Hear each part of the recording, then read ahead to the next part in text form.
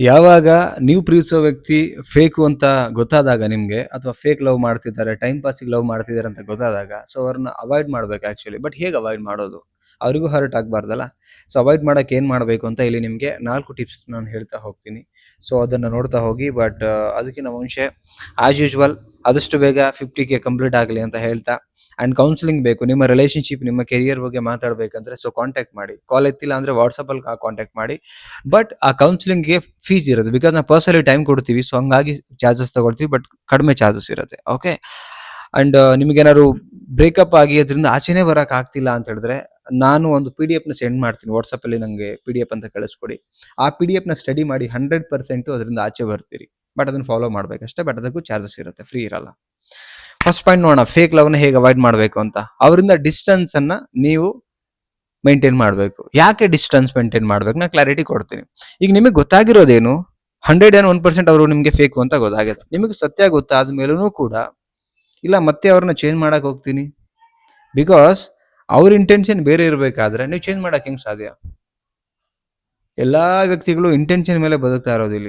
ನಿಮ್ಮ intention wrong ಇದ್ದು, ನಿಮ್ಮ ಇಂಟೆನ್ಷನ್ ರೈಟ್ ಇದ್ದು ಅವರ ಇಂಟೆನ್ಷನ್ ರಾಂಗ್ ಇದ್ದಾಗ ಅದನ್ನ ಸರಿಪಡಿಸೋಕ್ಕಾಗಲ್ಲ. ಅಥವಾ ನಿಮ್ಮ ಇಂಟೆನ್ಷನ್ನು ಅವರು ಸರಿಪಡಿಸೋಕ್ಕಾಗಲ್ಲ.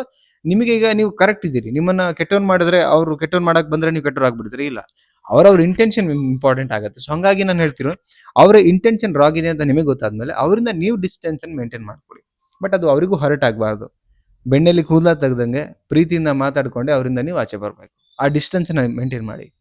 ಯಾವಾಗ ಅವ್ರು ಸರಿ ಇಲ್ಲ ಅಂತ ಬಂದಾಗ ಜಗಳ ಆಡೋದ್ರಲ್ಲಿ ಅವಶ್ಯಕತೆ ಇಲ್ಲ, ಕಣ್ಣೀರ ಸ್ಟೇಟಸ್ ಹಾಕೋದ್ರಲ್ಲಿ ಅವಶ್ಯಕತೆ ಇಲ್ಲ, ಅಥವಾ ಕೆಲವರು ಸಣ್ಣ ಪ್ರಾಬ್ಲಮ್ ಆಯ್ತು ಅಂದ್ರೆ ದೊಡ್ಡ ಅದಂತ ಮಾಡ್ತಾರೆ, ಅದು ಅವಶ್ಯಕತೆ ಬರಲ್ಲ.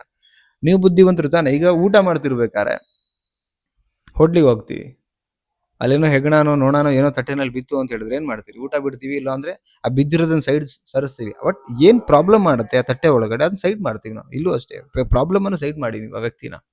First point.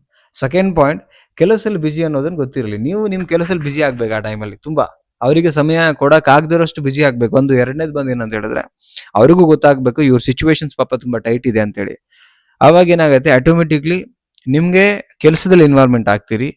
ಅವರಿಗೆ ಟೈಮ್ ಕೊಡ್ತಿಲ್ಲ ಅನ್ನೋದು ಕಾಡಿ ಇನ್ಯಾರಿಗೂ ಅವ್ರು ಕನೆಕ್ಟ್ ಆಗ್ಲಿಕ್ಕೆ ಶುರು ಮಾಡ್ಕೋತಾರೆ. ನಂಗೆ ಈಗ ಅವ್ರಿಗೆ ಬೇಕಾಗಿದ್ದಾನೆ ನೀವು ಕೊಡದೇ ಇದ್ದಾಗ ಅವ್ರು ಬಿಟ್ಟು ಬೇರೆ ಕಡೆ ಡೈವರ್ಟ್ ಆಗ್ತಾರೆ. ನಿಮಗೂ ಅದೇ ತಾನೇ ಬೇಕಾಗಿರುತ್ತೆ ಅಲ್ಲಿ. ಸೊ ಅದನ್ನ ಮೇಂಟೈನ್ ಮಾಡ್ಬೇಕಾಗತ್ತೆ. ಮೇಂಟೈನ್ ಮಾಡಿಲ್ಲ ಅಂತ ಹೇಳಿದ್ರೆ ಮತ್ತೆ ನೀವು ಸಿಕ್ಕಾಕೊಳ್ಬೇಕಾಗತ್ತೆ. ಇದನ್ನು ಹೇಳ್ತಾ ಇದ್ದೀನಿ ನಾನು actually. Okay. So next point, emotionally feeling ಇಟ್ಕೊಂಬೇಡಿ.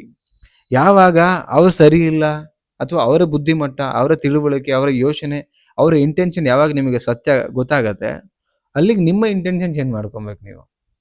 Emotion ಮತ್ತೆ ಎಲ್ಲ ಗೊತ್ತಿದ್ರು ಎಮೋಷನ್ ಹೇಳೋದು. ಈಗ ಕುಡ್ದಿರೋ ವ್ಯಕ್ತಿಗೆ ನೀವು ಇಡೀ ರಾತ್ರಿ ಕೂತ್ಕೊಂಡು ಬುದ್ಧಿ ಹೇಳಿ, ಇಡೀ ದಿನ ಕೂತ್ಕೊಂಡು ಬುದ್ಧಿ ಹೇಳಿ, ಉಪಯೋಗಕ್ಕೆ ಬರುತ್ತೆ ಕುಡ್ದಿರೋ ವ್ಯಕ್ತಿಗೆ.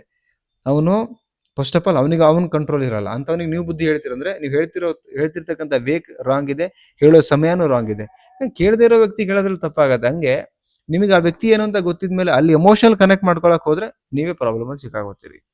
ಅದಕ್ಕೆ ಅದನ್ನ ಅವಾಯ್ಡ್ ಮಾಡಿ. ಇದಿಷ್ಟು ಫಾಲೋ ಮಾಡಿ ಇಂಪ್ಲಿಮೆಂಟ್ ಮಾಡಿದ್ರೆ ಮಾತ್ರ ನೀವು ಸರಿ ಹೋಗ್ಲಿಕ್ಕೆ ಸಾಧ್ಯ. ಇಲ್ಲ ಅಲ್ಲೇ ಉಳಿದ್ ಬಿಡ್ತೀರಿ. ನೆಕ್ಸ್ಟ್ ಪಾಯಿಂಟ್ ಏನಂತ ಹೇಳಿದ್ರೆ, ಸಮಯ ಕೊಡೋದು ಕಡಿಮೆ ಮಾಡಿ.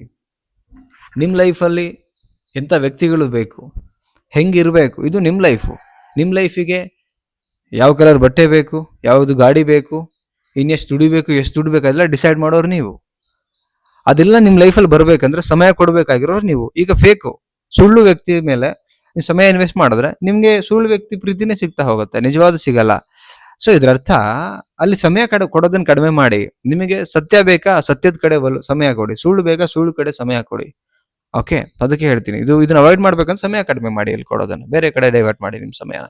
ಓಕೆ, ಇದಿಷ್ಟು 4 ಪಾಯಿಂಟ್ನ ನೀವು ಫಾಲೋ ಮಾಡಿದ್ರೆ ಸ್ಲೋಲಿ ಆ ವ್ಯಕ್ತಿಯಿಂದ ನೀವು ಆಚೆ ಬರ್ತೀರಿ. ನಿಮ್ಮ ಲೈಫ್ ನೀವು ಉಳಿಸ್ಕೋತೀರಿ, ನಿಮ್ಗೆ ಒಳ್ಳೇದಾಗತ್ತೆ.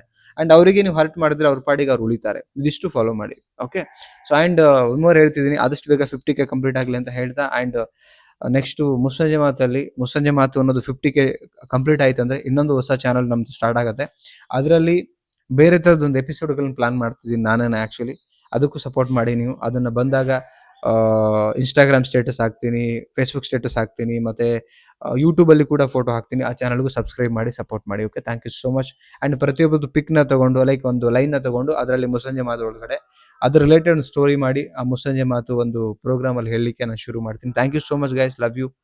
ಬಾಯ್.